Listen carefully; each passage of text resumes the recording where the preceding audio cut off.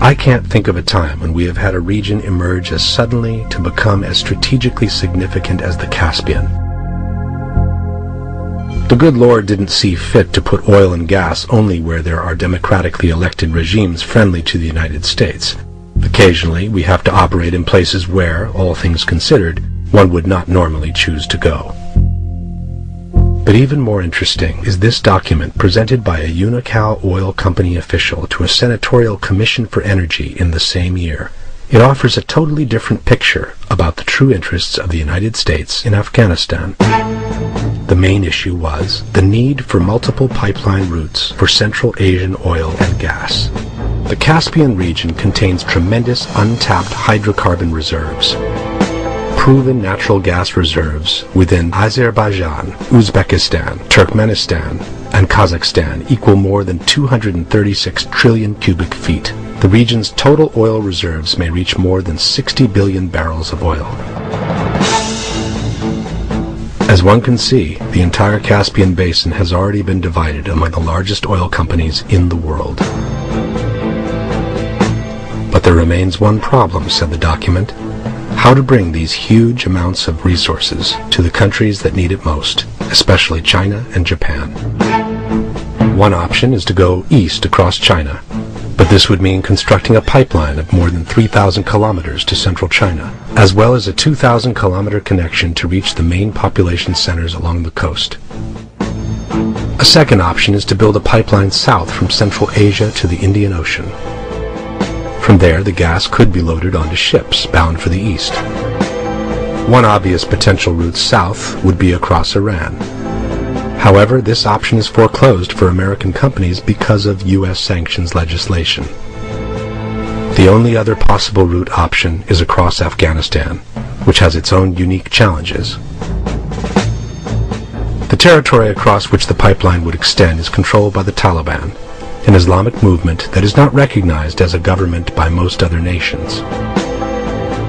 From the outset, we have made it clear that the construction of our proposed pipeline cannot begin until a recognized government is in place that has the confidence of governments, lenders, and our company. In the summer of 2001, the Unocal people made one last effort to find an agreement with the Taliban. But the meeting failed, ending with this ominous threat directed to the Taliban: either we will cover you with a carpet of gold, or we will bury you under a carpet of bombs. On September 10th, a detailed plan to attack Afghanistan was put on George Bush's desk for him to be signed upon his return from Florida. The following morning, the Twin Towers were turned into rubble. The United States immediately accused bin Laden, who at the time was in Afghanistan, and requested the Taliban to hand him over. I want him held. I want justice. And there's an old poster out west, as I recall, that said "Wanted, dead or alive." Bin Laden declared that he had nothing to do with the attacks. From Afghanistan, he said, it would have been impossible for him to organize such a complex and sophisticated operation. And a few days later he added, there exists a government within the government of the United States. That secret government must be asked as to whom carried out these attacks. The U.S. should trace the perpetrators of those attacks to these persons who want to make the present century one of their own control, who want to enslave other countries. The Taliban responded that they would hand over the Saudi sheikh after the United States had shown the world the evidence that he was responsible for the attacks. But this never happened, and 3 weeks later, the United States attacked Afghanistan at the head of an international coalition.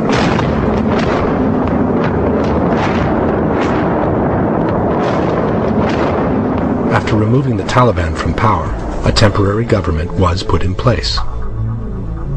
It was headed by Hamid Karzai, an Afghan living in America who had previously worked as a consultant for Unocal.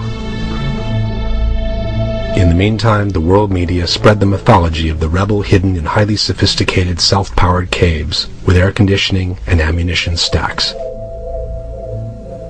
But in reality, bin Laden was nowhere to be found.